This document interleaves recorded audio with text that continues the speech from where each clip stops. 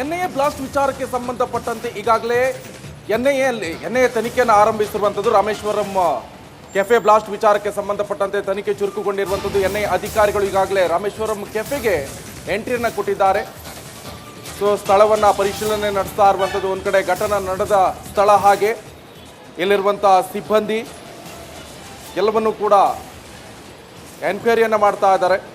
Rameswaram ಕೆಫೆಯಲ್ಲಿನ CCTV ಪರಿಶೀಲನೆ ಕೂಡ ಕಾರ್ಯ ಆರಂಭಗೊಂಡಿರುವಂಥದ್ದು. ಇನ್ನು ಕೆಫೆ ಸಿಬ್ಬಂದಿಯನ್ನು ವಿಚಾರಣೆ ನಡೆಸಿದ್ದಾರೆ ಅಧಿಕಾರಿಗಳು.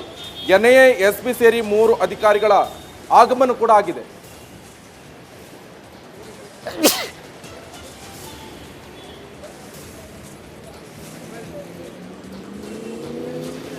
ಎನ್ಐಎ ಅಧಿಕಾರಿಗಳಿಂದ ಸ್ಥಳ ಪರಿಶೀಲನೆ ಆಗಿರುವಂಥದ್ದು. ಈಗ ಅಲ್ಲಿರುವಂಥ ಕ್ಯಾಶ್ ಕೌಂಟರ್ ಇರ್ಬೋದು, ಘಟನೆ ನಡೆದ ಸ್ಥಳ ಎಲ್ಲವೂ ಕೂಡ ಮಹಾಜರು ಮಾಡಿ ಎನ್ಐಎ ಅಧಿಕಾರಿಗಳು ಪರಿಶೀಲನೆಯನ್ನು ಅಂತ್ಯಗೊಳಿಸಿದ್ದಾರೆ. ಈಗ ಅರ್ಧ ಗಂಟೆ ರಾಮೇಶ್ವರ ಕೆಫೆಯಲ್ಲಿ ಪರಿಶೀಲನೆಯನ್ನು ನಡೆಸಿರುವಂಥದ್ದು. ಒಂದೇ ಕಾರಿನಲ್ಲಿ ತೆರಳಿದ 3 ಅಧಿಕಾರಿಗಳು ಈಗಾಗಲೇ ನಾನಾ ಕಡೆಗಳಲ್ಲಿ 7 ಕಡೆ ದಾಳಿಯನ್ನು ನಡೆಸಿರುವಂಥ ಎನ್ಐಎ ಅಧಿಕಾರಿಗಳು ಸೀದಾ ರಾಮೇಶ್ವರಂ ಕೆಫೆಗೆ ಬಂದಿದ್ದಾರೆ. ಬಾಂಬ್ ಬ್ಲಾಸ್ಟ್ ಆಗಿರುವಂತಹ ಸ್ಥಳ, ಹಾಗೆ ಇಲ್ಲಿರುವಂತಹ ಸಿಬ್ಬಂದಿ, ಹಾಗೆ CCTV ಫುಟೇಜ್ಗಳನ್ನು ಕೂಡ ಪರಿಶೀಲನೆ ನಡೆಸಿದ್ದಾರೆ ಎನ್ಐಎ ಅಧಿಕಾರಿಗಳು.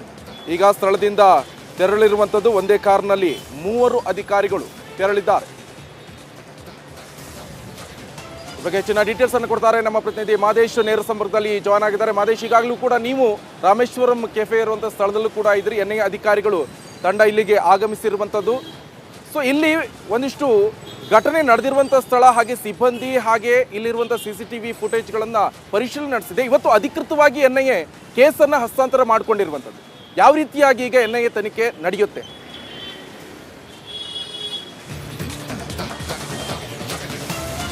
ನಿಕೇಶ್, ಈಗಾಗಲೇ ರಾಮೇಶ್ವರಂ ಕೆಫೆಯಲ್ಲಿ ಬಾಂಬ್ ಬ್ಲಾಸ್ಟ್ ಪ್ರಕರಣಕ್ಕೆ ಸಂಬಂಧಪಟ್ಟಂತೆ ಇಷ್ಟು ದಿನಗಳ ಕಾಲ, ಅಂದರೆ ಘಟನೆ ನಡೆದು 1ನೇ ತಾರೀಕು ಘಟನೆ ನಡೆಯುತ್ತೆ, ಅದಾದಮೇಲೆ CCB ಅಧಿಕಾರಿಗಳು, CCB ವಿಶೇಷ ತಂಡ ಈ ಒಂದು ತನಿಖೆಯನ್ನು ನಡೆಸಿರುತ್ತೆ.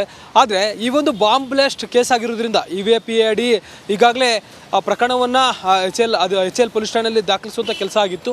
ಯಾವಾಗ ಘಟನೆ ಆಗಿತ್ತು ಅವತ್ತು ಕೂಡ NIA ಅಧಿಕಾರಿಗಳು ಬಂದು ಪ್ರಾಥಮಿಕ ಹಂತದಲ್ಲಿ ತನಿಖೆಯನ್ನು ಮಾಡುವಂಥ ಕೆಲಸವನ್ನು ಮಾಡಿದರು. ಇವತ್ತಿನಿಂದ ಅಫಿಷಿಯಲ್ ಆಗಿ, ಅಂದರೆ ಅಧಿಕೃತವಾಗಿ NIA ಅಧಿಕಾರಿಗಳು ಈ ಒಂದು ಪ್ರಕರಣದ ತನಿಖೆಯನ್ನು ನಡೆಸುವಂಥ ಕೆಲಸವನ್ನು ಮಾಡ್ತಿದ್ದಾರೆ. ಇಷ್ಟು ದಿನಗಳ ಕಾಲ ಆರೋಪಿಯ ಪತ್ತೆ ಇನ್ನೂ ಕೂಡ ಆಗಿಲ್ಲ. CCB ಪೊಲೀಸರ ತನಿಖೆ ವೇಳೆ ಆರೋಪಿಯ ಪತ್ತೆ ಆಗಿರಲಿಲ್ಲ. ಮತ್ತೊಂದು ಕಡೆ NIA ಅಧಿಕಾರಿಗಳು ತಮ್ಮ ಪಾಡಿಗೆ ಈ ಒಂದು ಕೇಸ್ಗೆ ಸಂಬಂಧಪಟ್ಟಂತೆ ಒಂದಷ್ಟು ಇನ್ಫಾರ್ಮೇಷನ್ ಕಲೆಕ್ಟ್ ಮಾಡುವಂಥ ಕೆಲಸವನ್ನು ಮಾಡ್ತಿದ್ರು.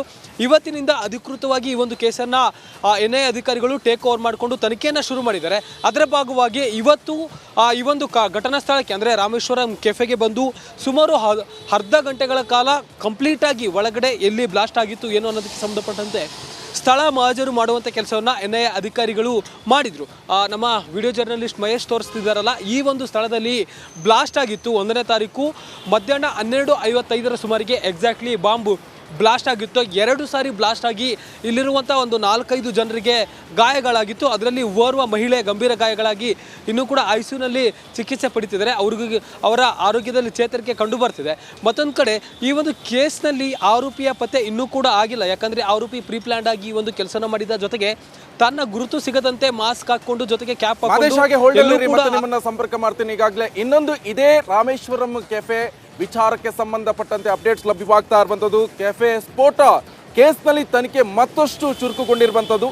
ನಿನ್ನೆ ರಾತ್ರಿ ಪರಪ್ಪನ ಅಗ್ರಹಾರ ಜೈಲಿನ ಮೇಲೆ ದಾಳಿಯನ್ನು ಕೂಡ NIA ಅಧಿಕಾರಿಗಳು ನಡೆಸಿದ್ದಾರೆ. CCBಯ 2 DCPಗಳ ನೇತೃತ್ವದಲ್ಲಿ ಪರಿಶೀಲನೆ ಕಾರ್ಯ ಕೂಡ ಆಗಿರುವಂಥದ್ದು. ಬೆಳಿಗ್ಗೆ 6 ಗಂಟೆಯವರೆಗೆ ನಿರ್ದಿಷ್ಟ ಬ್ಯಾರರ್ಗಳಲ್ಲಿ CCB ಅಧಿಕಾರಿಗಳು ಪರಿಶೀಲನೆಯನ್ನು ನಡೆಸಿದ್ದಾರೆ. ಭಯೋತ್ಪಾದಕ ಕೃತ್ಯಗಳ ಜೊತೆ ನಂಟಿರುವಂಥ ವಿಚಾರಣೆ ಕೂಡ ಅಧಿಕಾರಿಗಳು ನಡೆಸಿರುವಂಥದ್ದು. ಈ ದಾಳಿ ವೇಳೆ ಮಹತ್ವದ ಸಾಕ್ಷಿಗಳು ಕೂಡ CCB ಅಧಿಕಾರಿಗಳಿಗೆ ಲಭ್ಯವಾಗಿರುವಂಥದ್ದು. ಇನ್ನೊಂದು ಕಡೆ ಹಲವರ ವಿಚಾರಣೆಯನ್ನ ನಡೆಸಿದ್ದಾರೆ CCB ಅಧಿಕಾರಿಗಳು. CCBಯಿಂದ ಈಗಾಗಲೇ ಕೇಸನ್ನು ಹಸ್ತಾಂತರ ಮಾಡಿಕೊಂಡಿದ್ದಾರೆ NIA ಅಧಿಕಾರಿಗಳು. NIA ಅಧಿಕಾರಿಗಳು ಕೂಡ ಸ್ಥಳ ಪರಿಶೀಲನೆಯನ್ನು ನಡೆಸಿದ್ದಾರೆ. ಇದಕ್ಕೆ ಸಂಬಂಧಪಟ್ಟಂತ ವಿಚಾರಕ್ಕೆ ಸಂಬಂಧಪಟ್ಟಂತೆ ಈ ಹಿಂದೆ ಒಂದಿಷ್ಟು ಘಟನೆ ಆದಂಥ ಸಂದರ್ಭದಲ್ಲಿ ಯಾರೆಲ್ಲ ಉಗ್ರರು ಸೆರೆ ಸಿಕ್ಕಿದ್ರಲ್ಲ ಅವ್ರ ವಿಚಾರಣೆ ಈಗ ತೀವ್ರಗೊಂಡಿದೆ.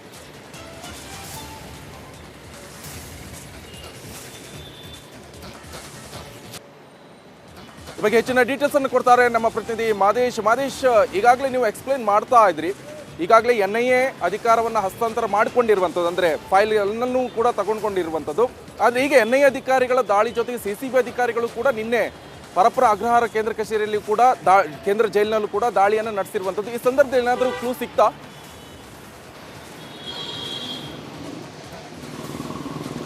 ಖಂಡಿತವಾಗ್ಲೂ ನಿಕೇಶ್, ಈಗಾಗಲೇ ಈ ಒಂದು ಪ್ರಕರಣ ಅಂದರೆ ರಾಮೇಶ್ವರಂ ಕೆಫೆಯಲ್ಲಿ ಬಾಂಬ್ ಬಾಸ್ಟ್ ಆಗಿರುವಂಥ ಸಂದರ್ಭದಲ್ಲಿ ಆ ಒಂದು ಮೆಟೀರಿಯಲ್ಗಳನ್ನು ಅಂದರೆ ಬಾಂಬ್ಗೆ ತಯಾರಿಸಿದಂಥ ಮೆಟೀರಿಯಲ್ಗಳನ್ನು ಪರಿಶೀಲನೆ ನಡೆಸಿದ ಸಂದರ್ಭದಲ್ಲಿ ಈ ಒಂದು ಕೇಸ್ ಬೇರೆ ಏನಾದರೂ ಕೇಸ್ಗೆ ಲಿಂಕ್ ಇದೆಯಾ ಅನ್ನುವಂಥ ಸಸ್ಪೆಕ್ಟನ್ನು ಮಾಡಲಾಗಿತ್ತು.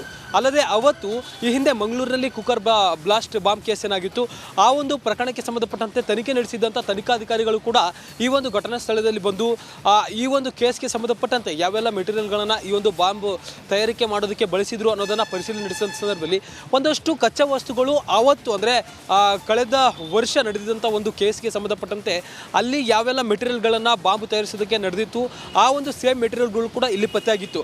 ಆವತ್ತು ಬ್ಲಾಸ್ಟ್ ಆಗಿದ್ದಂಥ ಸಂದರ್ಭದಲ್ಲಿ ಯಾವ ರೀತಿ ಫಾಗ್ ಇದ್ದಿತ್ತು ಅದೇ ರೀತಿಯಾದಂಥ ಫಾಗ್ ಕೂಡ ಇಲ್ಲಿ ಬಂದಿತ್ತು ಅಂತೇಳಿ ಗೊತ್ತಾಗಿತ್ತು. ಅದಕ್ಕೆ ಸಂಬಂಧಪಟ್ಟಂತೆ FSL ಅಧಿಕಾರಿಗಳು ಕೂಡ ಒಂದಷ್ಟು ಈ ಬಗ್ಗೆ ಮಾಹಿತಿಯನ್ನು ಕೂಡ ನೀಡುವಂಥ ಕೆಲಸ ಮಾಡಿದರು. ಆಗ ಈ ಹಿಂದೆ ನಡೆದಿರುವಂಥ ಒಂದಷ್ಟು ಕೇಸ್ಗಳು ಕೂಡ ಈ ಒಂದು ಕೇಸ್ ಲಿಂಕ್ ಇರ್ಬೋದು, ಇದರಿಂದ ಭಯೋತ್ಪಾದಕರು ಇರುವಂಥ ಕೈವಾಡ ಇರುವಂಥದ್ದು ಮೇಲ್ನೋಟಿಗೆ ಕಂಡು ಬರ್ತಿದೆ. ಹೀಗಾಗಿ ಇದರಿಂದ ಬೇರೆ ಯಾರಾದರೂ ಕನೆಕ್ಟ್ ಇದ್ದಾರೆ ಅನ್ನೋದಕ್ಕೆ ಸಂಬಂಧಪಟ್ಟಂತೆ ಹಿಂದೆ ಯಾವೆಲ್ಲ ಕೇಸ್ಗಳು ದಾಖಲಾಗಿದ್ದು, ಜೊತೆಗೆ ಮಂಗಳೂರಿನಲ್ಲಿ ಆದಂಥ ಪ್ರಕರಣ ಆಗಿರ್ಬೋದು, ಜೊತೆಗೆ ನಾಸಿರ್ ಅನ್ನೋಂಥ ಆರೋಪಿ ಏನಿದ್ದಾನೆ ಈಗಾಗಲೇ ಆತ ಜೈಲಿನಲ್ಲಿ ಇದ್ದುಕೊಂಡೇ ಒಂದಷ್ಟು ಜನರಿಗೆ ಅಂದರೆ ಪರಿವರ್ತನೆ ಅಂದರೆ ಮನ ಪರಿವರ್ತನೆ ಮಾಡುವಂಥ ಕೆಲಸಕ್ಕೆ ಮುಂದಾಗಿದ್ದ. ಜೊತೆಗೆ ಜುನೈದ್ ಅನ್ನೋಂಥ ಆರೋಪಿ ಸೇರಿ ಒಟ್ಟು 6 ಜನ RT ನಗರದ ಕೊಲೆ ಕೇಸ್ನಲ್ಲಿ ಜೈಲಿಗೆ ಹೋಗಿದ್ದಂಥವರನ್ನು ಎಲ್ಲರನ್ನೂ ಕೂಡ ಭಯೋತ್ಪಾದಕರಾಗಿ ಪರಿವರ್ತನೆ ಮಾಡುವಂಥ ಕೆಲಸಕ್ಕೂ ಕೂಡ ಮುಂದಾಗಿತ್ತು.